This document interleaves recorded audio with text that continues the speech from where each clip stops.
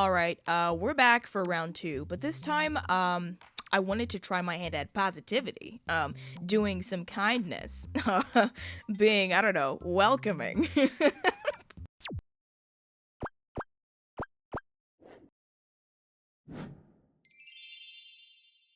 So today I'm going to be talking about tropes I actually love, like genuinely love. Some of these are fan favorites, some of them people are tired of seeing, some people think they're unrealistic, but I stand by my preferences.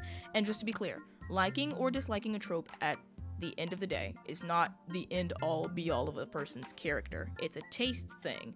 If you learned anything from my last video, it's that I have tropes that I dislike. But I'm not here to shame people for enjoying them. I think that if you enjoy them and they're morally right, they're like morally in a place of being like, okay, that's fine. Like, you know, I like the angry man trope. If the man angry, it fun, make me laugh.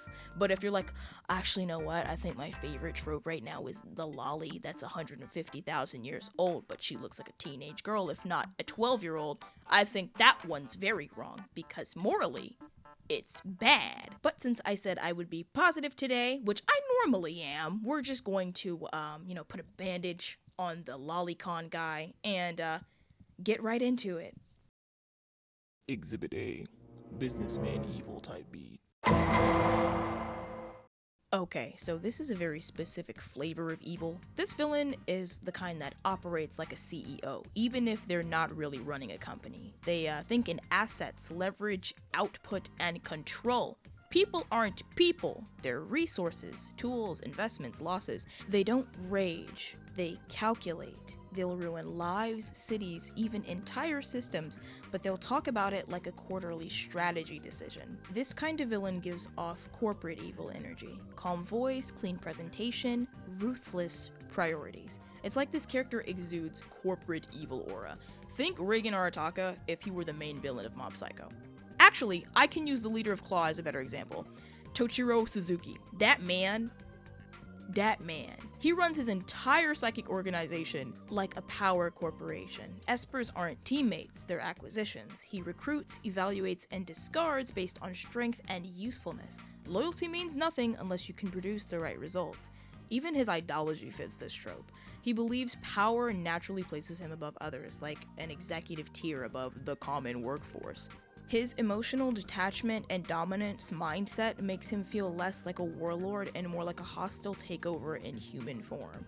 That's what makes this trope work. Not loud evil, executive evil. Now we have two flavors of this, the sergeant and the charmer. The difference between the two tiers is their specific kind of charisma. The sergeant is on a mission with a single set of goals in mind. He'll convince you to join him through pure will of conviction. The charmer made you believe you were a part of a team. He rallied you to his cause with gifts and promotions, and the moment you stepped out of line, he reminded you of your worth, that it only lay in works, and what you could provide. Fail to provide, and cease to exist. Now, I personally prefer the charmer because this archetype almost makes you believe this character can be changed, and in some stories they can, and do. In Mob Psycho, Suzuki is ultimately humbled and forced to confront the limits of his worldview by a literal middle schooler. He learns that strength alone doesn't justify dominion. That shift only hits because he wasn't just a tyrant, he was a believer in his own system. The charmer has to perform empathy, and sometimes performing empathy is the doorway to actually learning it.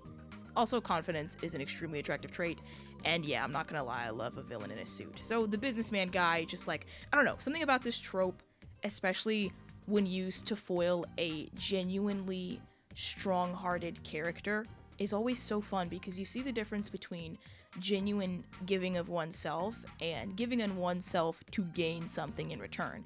And that's why I love this trope. It can be used in so many different ways, and they don't even have to operate a company. They could operate a team or a group of people, and they actively operate as a business. Love that. Love this trope. Love the villains. Love the villains. Villains are my favorite.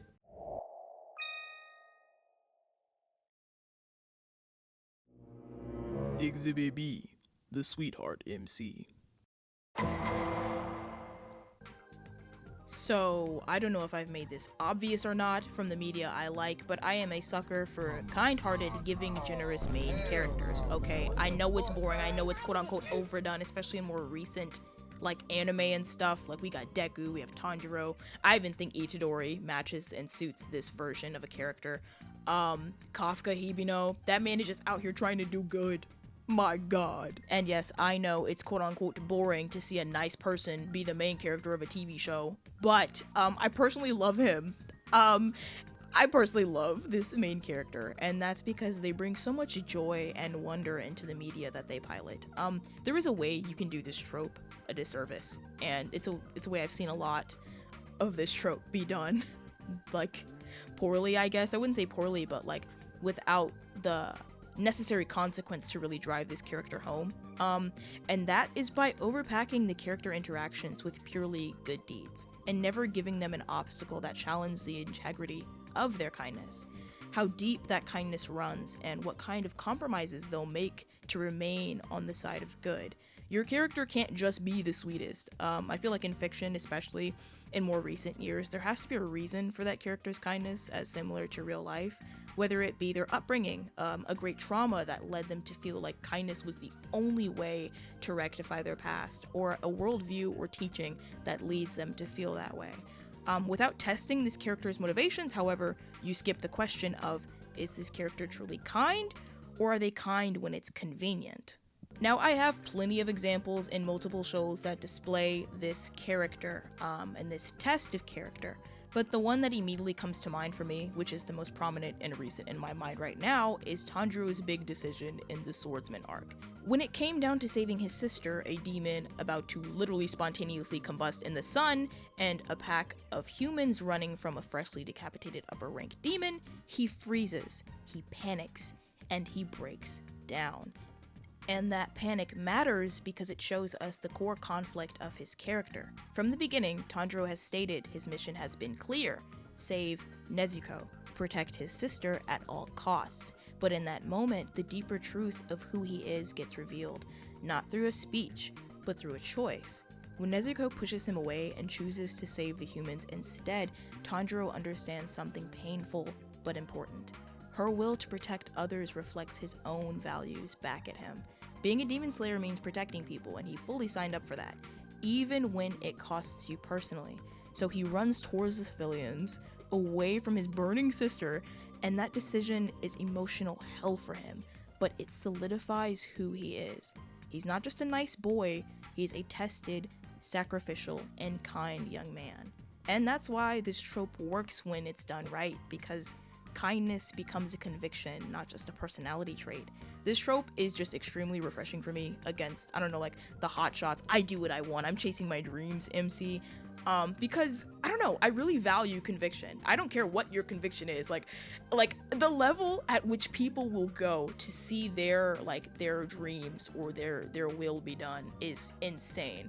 It's not like I'll agree with you, like, you know, your conviction could be like burn the whole world down, but I'll be like, oh, I felt that, I get you. I'm kind of a goon, like I'm behind you. Wait, goon means something else these days. A henchman, let's say that. I'm a henchman. A reason for being, or even just a small goal that becomes a journey, is super, super rewarding. Because this is where the character can learn and grow, but doesn't truly have to change their core beliefs. Those core beliefs are simply tested, tried, rehashed, and rebuilt on more solid ground by the end. And this trope is just so fun because the world is like super cruel, unfair, and a very unrepentant place. And if you're trying to live your life spreading joy, karma can send the worst versions of this world at you, and that concept alone is reassuring, especially when this character isn't swayed. Instead, they stand on business, and they grow, mature, and love even deeper than they did at the start. So yeah, I like the kind good boys. I like the sweetie pies, but it's even more fun when that sweetie pie has a breaking point, but they return to the kind and good ways. You know what I mean? Like, it's just Spider-Man. I screamed at you, I'm so sorry. Spider-Man, let me just stop right there. Spider-Man was my first crush. Spider-Man was the first person I ever wanted to actually physically be. And I will continue to just come back to this character to relive joy and positivity. Spider-Man is just that guy. If you don't like Spider-Man, you ain't never lived. You have never lived. You've never lived.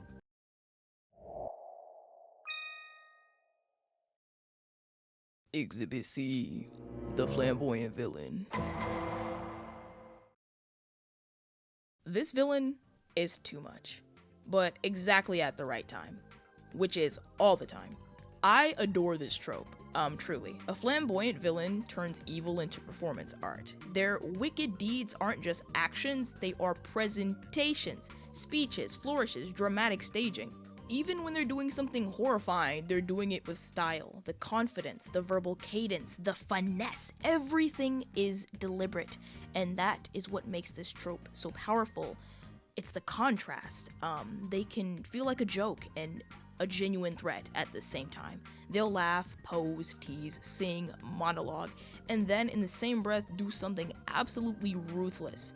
You never know when the whimsy is going to snap clean in half and reveal either iron conviction or just pure insanity. The unpredictability adds tension because you can't relax around them. Characters like this control emotional tone in a scene. When they enter, the temperature changes, not because they're loud, but because they're unstable in a focused way. Great flamboyant villains also tend to be hyper-competent. The theatrics aren't compensation, they're decoration. The danger is real. The flair is just extra. My personal favorite flamboyant villain of all time, and honestly my favorite villain tied with Ganondorf, is Girahim from The Legend of Zelda Skyward Sword. Girahim is the perfect example of a theatrical menace. When I tell you, I was shivering in my timbers at my young age of probably like 12 or 11. When I first saw him show up, I was like, this could be funny. Cause, okay, pause. His music is so good. His music is so good. What do you mean?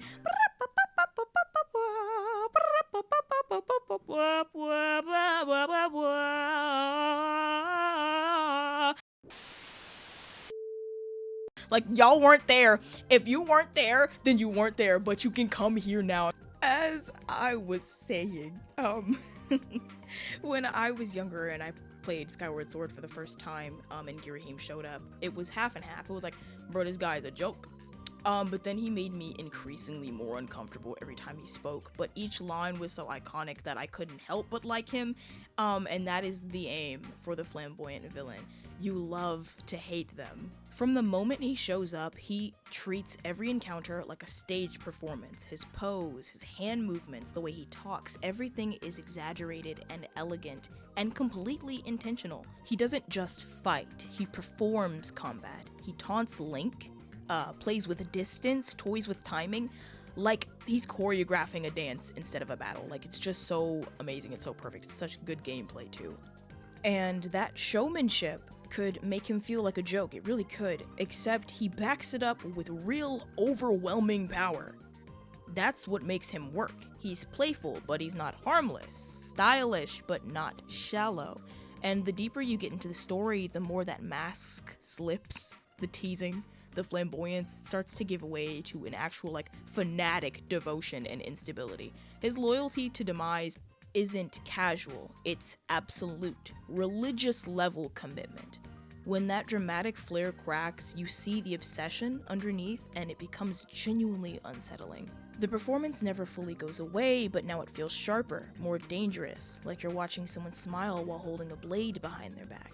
Girahim proves that flamboyance doesn't reduce the threat, sometimes it amplifies it, because when someone is that expressive, that confident, that emotionally extreme, you never know when the mood will flip from playful to lethal.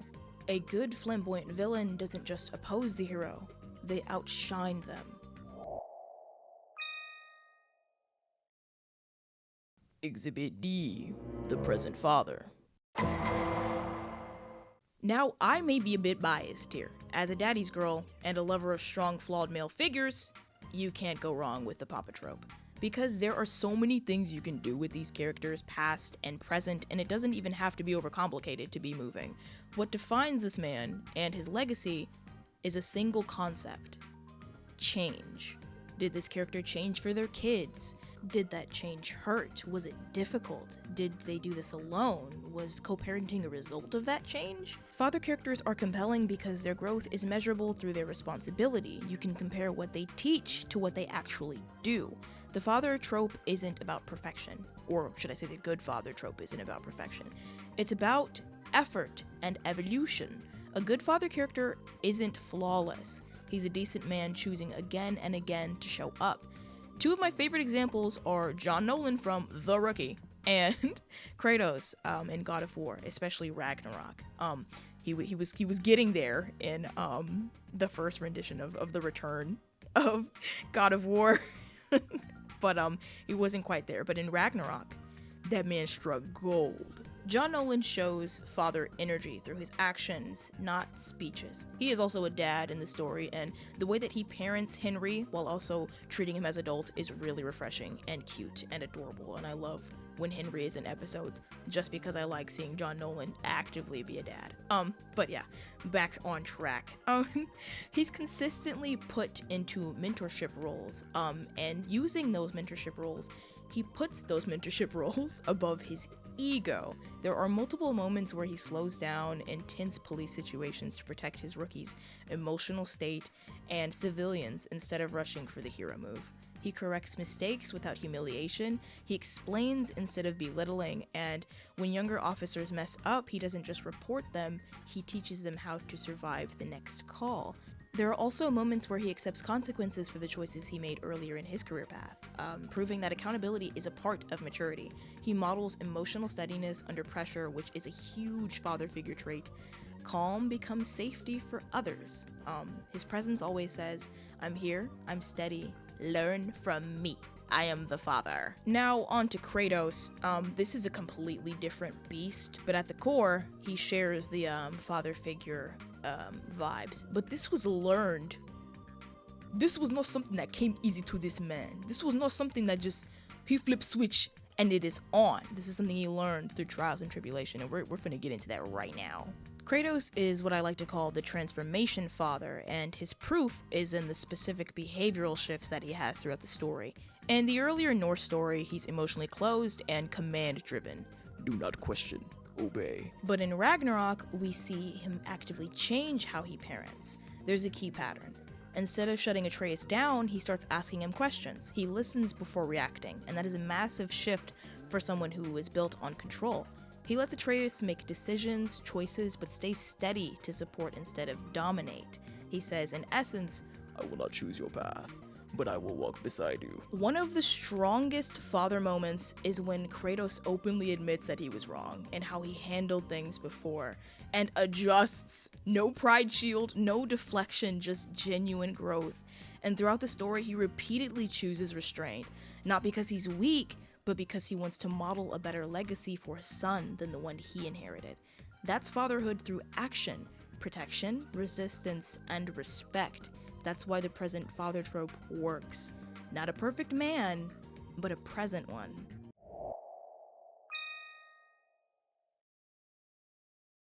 And that, Space Cadets, concludes a few of the tropes I genuinely enjoy and actively use in my own comic. My next video will be a bit of a rant plus rave about a show that I love and ride for, which I've noticed is starting to get a lot of content creator clout. Also, I decided to fully commit to making this video because my best friend really likes it a lot. So anyway, that's it for today. Thank you for being here, and as always, stay creative, stay safe, and have a blessed rest of your day, my friends. Bye!